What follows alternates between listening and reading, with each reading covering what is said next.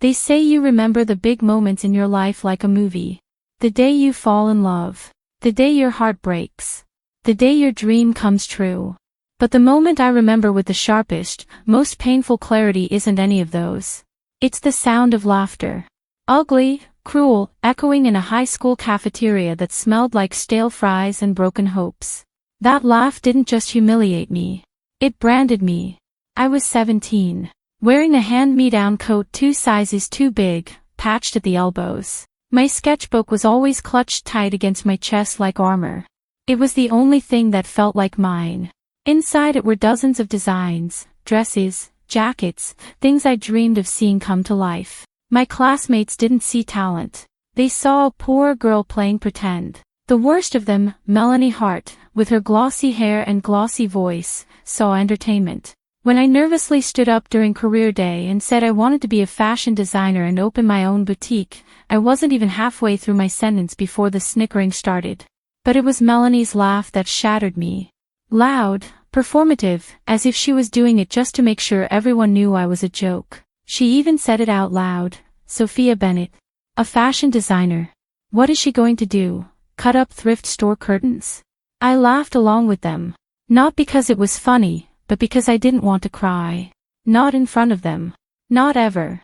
That day didn't kill my dream, but it buried it deep under shame. For years, I stopped drawing. I stopped imagining.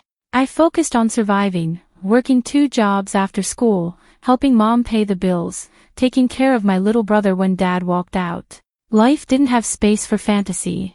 My mom always said we were dirt poor with diamond hearts. I didn't know what that meant until years later. Back then, it just felt like we were stuck. And I was tired of being stuck.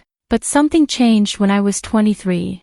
I was cleaning tables at this overpriced cafe downtown, and I saw this woman walk in. She wasn't conventionally beautiful, gray hair, sunken eyes, but her outfit stopped everyone. It was this wild, handcrafted blazer with mismatched buttons and embroidered sleeves. People stared. Not because it was flashy, but because it was bold.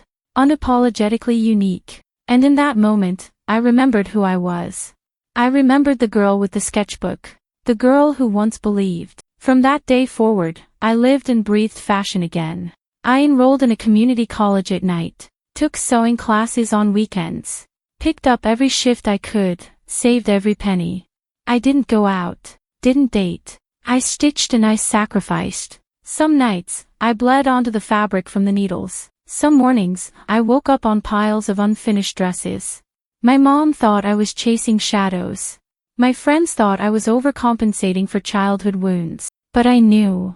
Deep down, I knew I was building something real. It took 8 years. 8 years of side gigs, pop-up stalls, online sales, and one terrifying loan. But I did it. I opened my own store. Bennett and Soul.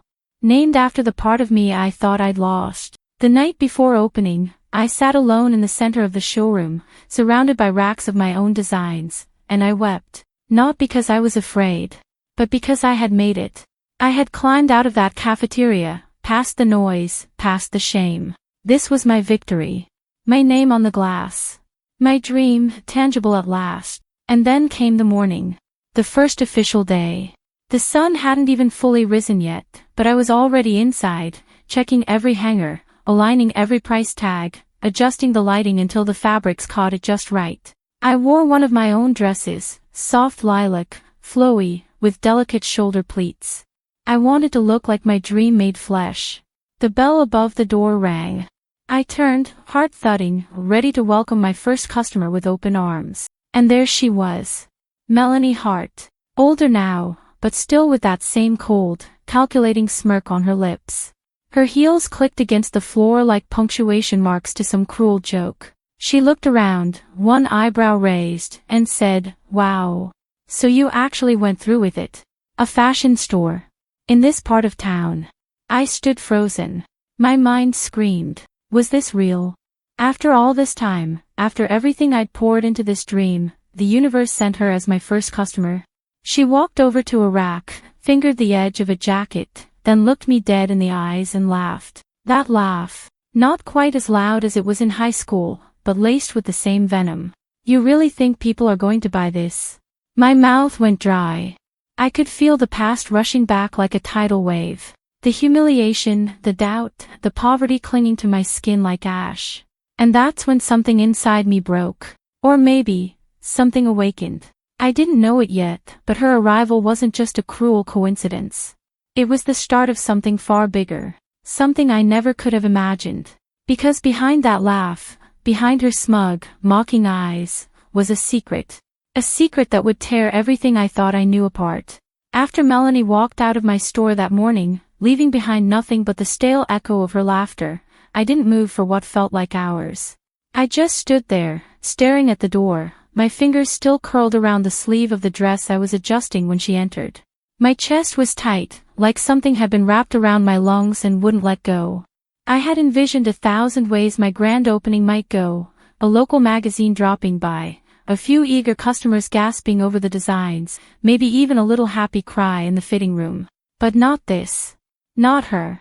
Not the same girl who humiliated me in front of the whole school, walking in like life had given her a front row seat to my most vulnerable moment. And then laughing like none of the years in between mattered. I wanted to scream. I wanted to chase her down and say something, anything, that would make her see who I really was now. But instead, I stayed frozen. Because deep down, part of me still felt like that 17-year-old girl with a torn coat and dreams too big for her zip code. The rest of the day blurred by. Customers did come. A few made purchases. Some complimented the designs, others browsed politely. From the outside, it was a decent first day. But inside, I was unraveling. Her words echoed louder than the praise. Her smirk haunted every mirror. I kept seeing her eyes, scanning the store not with curiosity, but judgment, as if she was still trying to measure my worth and found me lacking. That night, I lay on my mattress, still on the floor of the tiny apartment above the store, and stared at the ceiling, wondering why it hurt so much. After everything I had built, after all the years of climbing and bleeding and pushing, why did one laugh still reduce me to ashes? The next morning, I found myself doing something I hadn't done in a long time. I pulled out an old box from the back of my closet. Inside were high school journals, early sketches, and one small, cracked photograph of me, Mom, and my little brother, back when we still smiled like we believed the future might be kind. I hadn't looked at it in years. That day, I studied it like a stranger. And that's when I noticed something I'd never seen before. In the corner of the photo, almost out of frame, stood another girl. Blonde, tall, wearing a pale pink dress. Melanie. But that wasn't what shocked me. It was the look on her face. Not smugness. Not laughter. Something else. Something like recognition. Maybe even sadness. I couldn't let it go. Something in me had shifted. That photo, that moment in my store, it all felt like pieces of a puzzle I didn't know I was solving. I started digging. It began with curiosity, maybe even obsession. I told myself I was trying to prove I had moved on, that her opinion didn't matter anymore. But the truth was, her face, her laugh, had cracked open something I thought I'd buried. I started asking around. I reached out to old classmates. Most had scattered, started families, disappeared into adulthood. But a few remembered her. The queen bee who mysteriously left town right after graduation. Some thought she'd gotten pregnant. Others said her father got into legal trouble. No one knew for sure. But the stories didn't match the Melanie I'd seen, the perfectly poised woman in heels who strutted into my store like nothing had ever touched her. It wasn't until I visited my mom that things really started to shift. She had just finished her dialysis, and we were sitting in her dim kitchen, the hum of the fridge louder than our words. I brought up the store, told her it had opened. She smiled, said she was proud. Then I mentioned Melanie Hart. At first, she went still. Like a statue. I noticed the way her hand tightened around her tea mug, the tremble in her lip. I asked her if she remembered her. She hesitated. Then she said something that sent chills down my spine. You two used to play together. When you were really little. Before everything changed. I blinked. That didn't make sense. I didn't remember that. I told her so. She nodded slowly and said, you were too young. But you two were close. Like sisters. Sisters. The word hung in the air, heavy and wrong. I laughed, awkwardly. Mom, what are you talking about? She looked away. It doesn't matter. That was a long time ago. But it did matter. I could feel it. My mother's silence was louder than any answer. And suddenly, I wasn't thinking about the store anymore. I wasn't thinking about the laugh or the past or even the designs on the racks. I was thinking about the photo. The corner of that frame. The girl watching us from a distance. I was thinking about the possibility that the person who'd mocked me the most, the person whose voice had haunted my nightmares, might have once called me something entirely different. That night, I didn't sleep. I sat with my mother's words, replaying them like a broken record. Sisters. Was it a metaphor? A mistake? Or was there something else, something buried in the years my memory refused to touch? I needed answers. I needed the truth. Because suddenly, this wasn't just about revenge or success or proving someone wrong. It was about something far more personal. Something that had been hidden from me my entire life. I couldn't stop thinking about what my mother said. You two were close. Like sisters. The words wouldn't leave me alone. They followed me into the store, whispered to me when I tried to focus on customers, nagged at me when I should have been designing. My hands moved, my lips smiled, but my mind was locked in the past, chasing shadows. I kept asking myself, how do you forget someone you were once that close to? How does a friendship, no, something deeper than that, just disappear? Or was it stolen from me, like so many other things in my childhood? I needed answers. And I knew I wouldn't get them from my mother, not directly. Whatever that truth was, she had buried it deep. And the way her eyes darkened when I mentioned Melanie again told me it was a place she didn't want to go back to. But I couldn't let it go. I started digging. I went through old photo albums, school records, even hospital files I wasn't technically supposed to have access to. And slowly, a strange pattern began to emerge. There were gaps in my early childhood. Big ones. I had always assumed they were just the blur of growing up poor, of moving too often, of living with stress as a constant companion. But now those gaps felt like something else, like deliberate omissions. Names that weren't mentioned anymore. Faces cut from photographs. A church we suddenly stopped going to. A neighbor who once babysat me but moved away overnight. I asked my aunt about it during a rare visit, and she clammed up, said I was stirring up trouble for no reason. That's when I realized, they all knew something. Something about my past. About Melanie. And so I did the thing I swore I wouldn't do.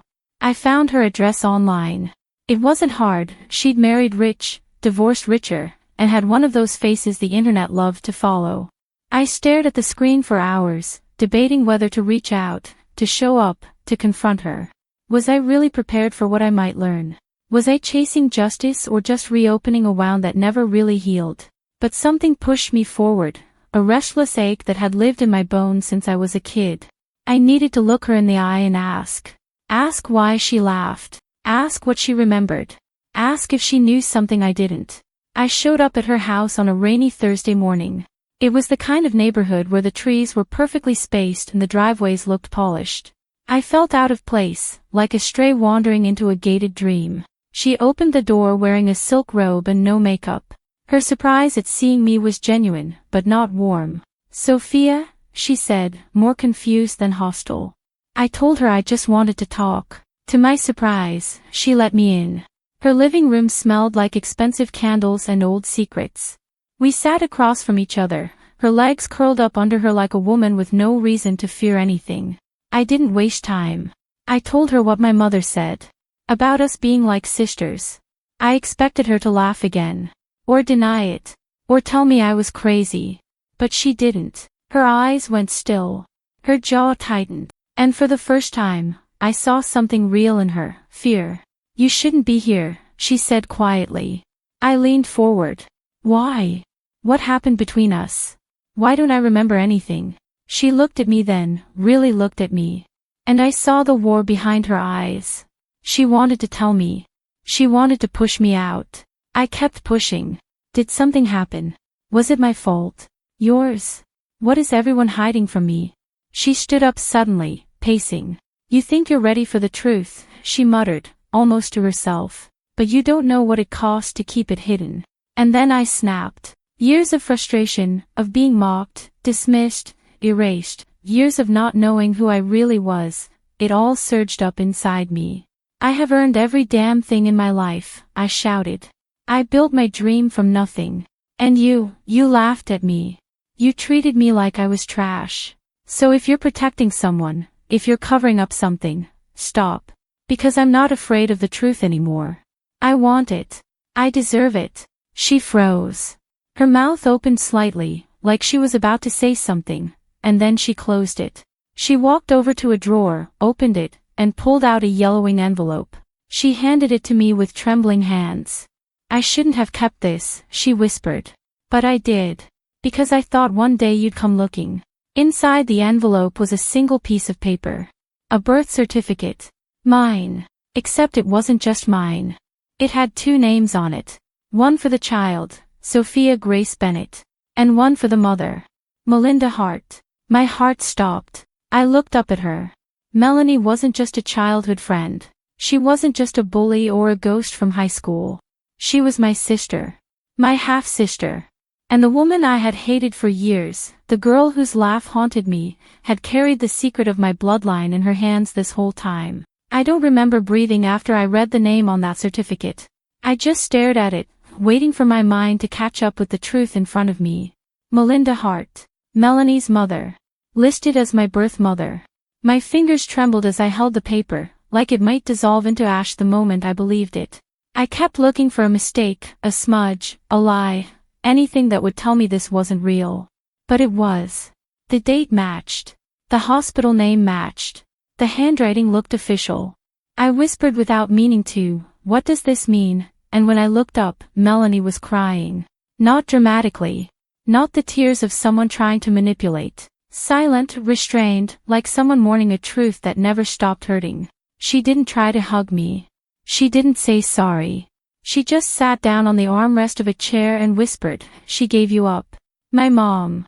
She gave you away." The room went cold. The air changed. And suddenly, I wasn't sitting in a rich stranger's home. I was floating somewhere between betrayal and revelation, trying to stitch the pieces of my identity back together with hands that no longer felt like my own. Why? I asked. It came out small, like a child. Why would she give me away? Melanie nodded slowly, like she'd rehearsed the answer but still hated saying it out loud. You were the product of an affair. Our dad, he wasn't the kind of man who stayed loyal. When my mom found out he had gotten another woman pregnant, she lost it. She wanted to destroy everything, him, you, the woman. But instead, she made him choose. Her or the baby. And he chose her. My stomach churned. I felt like I was going to be sick. My father, whoever he was, had chosen to erase me. My mother, my real mother, had given me away to protect her marriage. And no one ever told me. No one thought I deserved to know. I was 5 when they told me I had a sister, Melanie continued, her voice distant. Just once. I didn't understand it then. I just knew you were gone. They never talked about it again. And when we ended up in the same school later, I recognized you. Not at first, but slowly. Your face. Your name. I knew who you were. But I couldn't tell you. I wanted to scream. You couldn't tell me. You humiliated me. You mocked me in front of everyone. You made me feel worthless. And all that time you knew. You knew. She nodded, and the shame in her eyes was real. I was angry, she said. I was young and stupid and angry. I thought maybe if I tore you down, I could forget that you were the part of my family we threw away. I thought it would make me feel like I won. She looked at me then, her face stripped bare. But it didn't. It made me hate myself. I stood up. I couldn't sit in that room anymore. I couldn't breathe her air or look at her face. Everything I thought I knew about my life, my mother, my past, my pain, had shifted like sand under my feet. I have to go, I said. She didn't stop me. She just nodded and said, there's more you should know. But not now. When you're ready.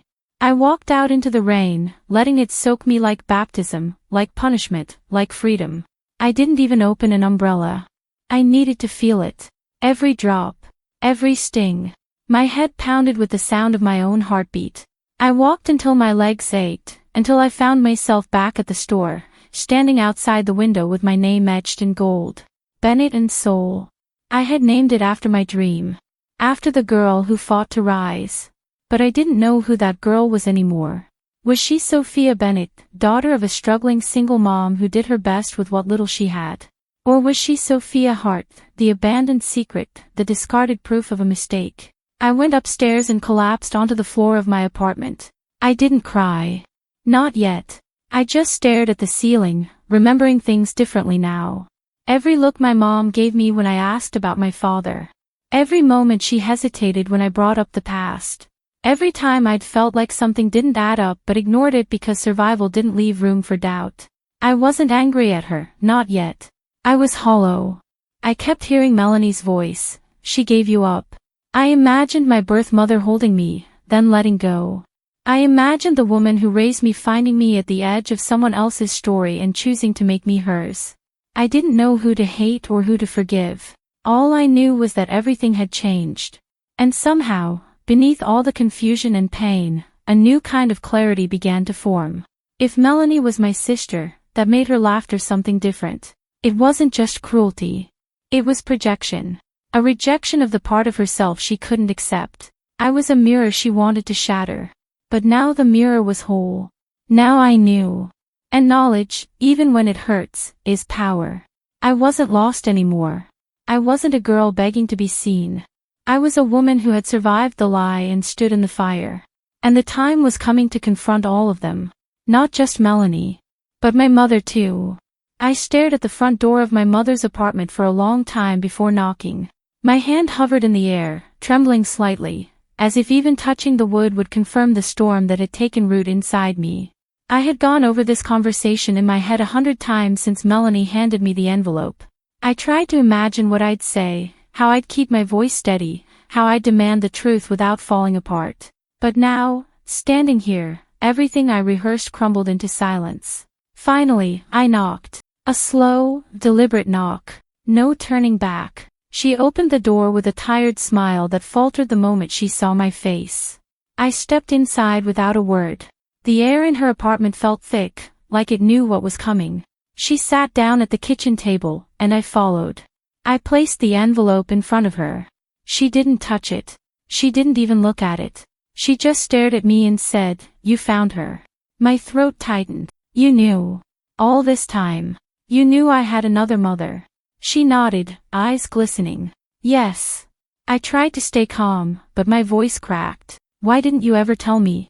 You let me grow up thinking I was just unwanted. Like I didn't matter to anyone except you. And even then, you hid the truth from me." Her shoulders sagged, and she looked so small in that moment, like a balloon deflating under the weight of years. "Because I was afraid. Afraid that if you knew who gave you life, you'd stop loving the one who raised you." Her voice was fragile, a thread unraveling. "I was there the day she gave you up. I was a nurse at the hospital. She had no one with her. Not even him. I watched her hold you, sobbing, and then place you in the nurse's arms like she was giving away a piece of her soul. I don't know why, but something in me cracked. You were so small, so quiet, and I knew. I just knew I couldn't let you go." I was shaking now, my chest heaving with everything I had buried for so long. "So you just took me?" She flinched. "No. Not like that. Legally, yes. I adopted you. But I loved you before that. Before papers and signatures and courts. You were mine the moment I saw you." Her words were soft, but they didn't erase the ache gnawing at me. "You should have told me," I whispered. "You should have given me the choice to know who I am." Instead, I grew up feeling like something was missing and blaming myself for it. She reached out, her hands weathered and warm, but I didn't take them. "I didn't know how to tell you." And then it just got harder. Every year that passed made the truth feel more dangerous. A bitter laugh escaped my lips. And yet the one person I thought hated me most in this world turned out to be my sister. Her eyes filled with tears. "I saw her once," she said quietly. "When you two were little. At the park. Her mother was with her. I was holding you, and she looked right at me, like she recognized something she didn't want to see. After that, I stopped going there. I didn't want to risk running into them again." The room spun. Memories collided in my head, familiar places, forgotten faces, all twisted by this new truth. I need to know everything, I said. Every part of it. No more secrets. No more protecting me. She nodded slowly. Her name is Melinda Hart. She was young. Just 19. She came into the hospital alone and left without a child. Your father, well, I never met him. I only knew what the papers said. He was married. He never came to see you. Never even signed the birth certificate. That's why she gave you up. She said she couldn't raise you with a man who denied you. And she couldn't live with the shame of what she'd done. Shame. That word clung to everything. My birth, my childhood, even my dream. I thought of the years I spent trying to prove I was worthy, of love, of respect, of a life that meant something.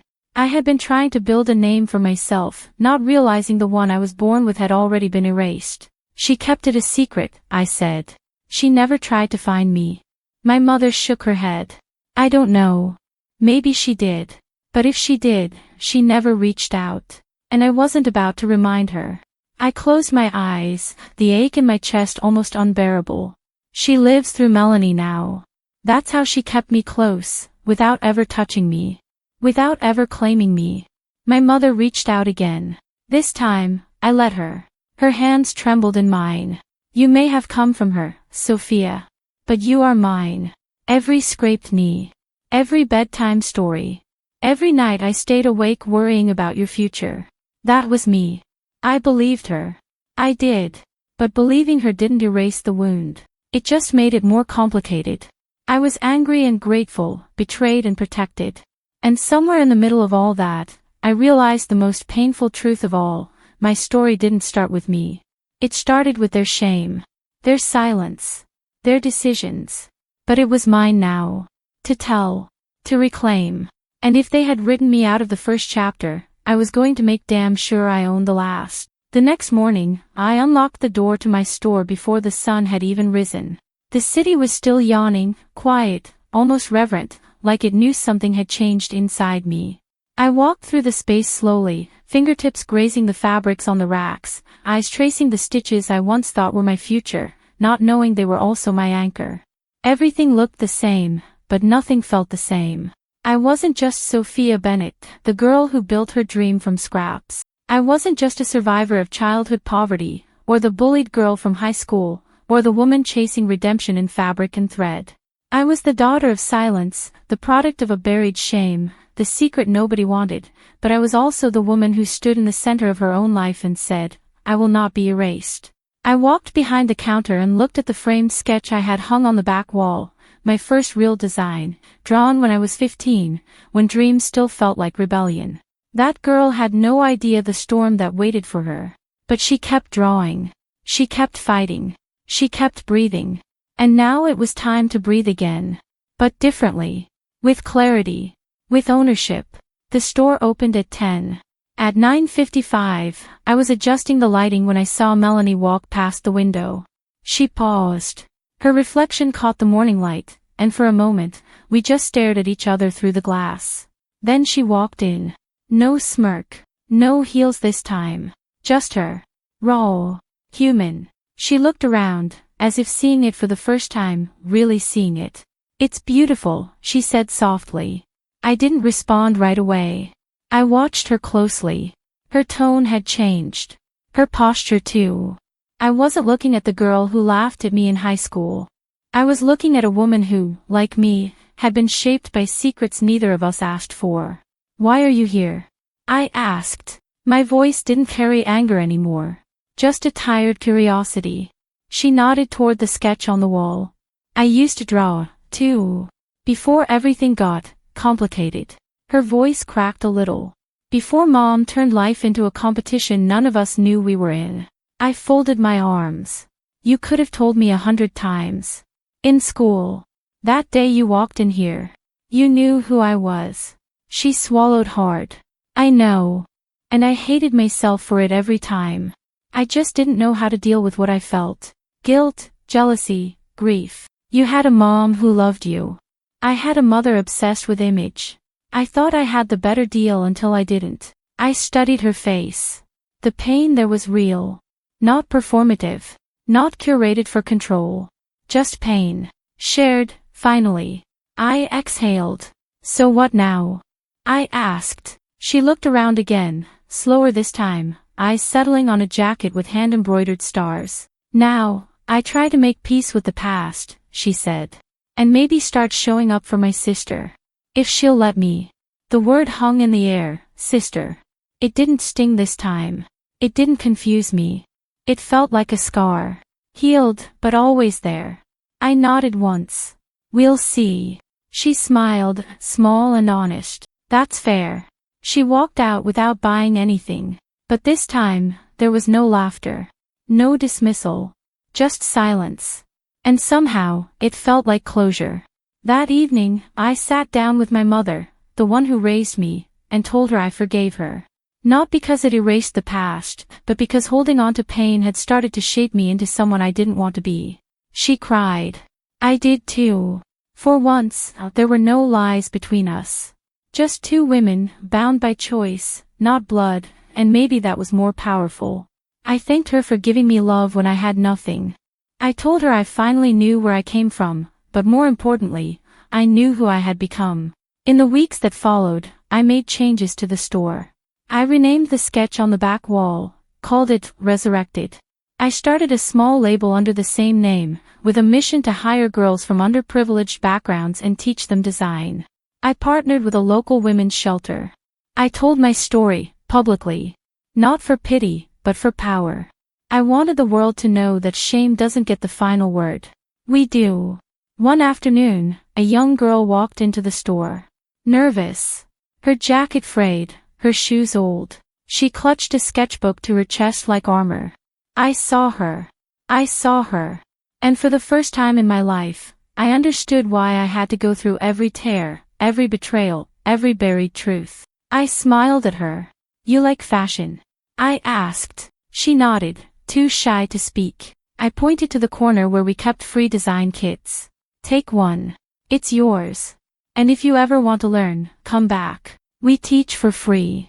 Her eyes lit up like I just handed her the moon. And in that moment, I realized this wasn't just a store. It was a sanctuary. A resurrection. I am Sophia Bennett. I was born from secrets and silence. Raised in struggle. Forged in fire. Laughed at. Forgotten. Hidden. But now, I am seen. I am heard. I am home. And I will never be silent again.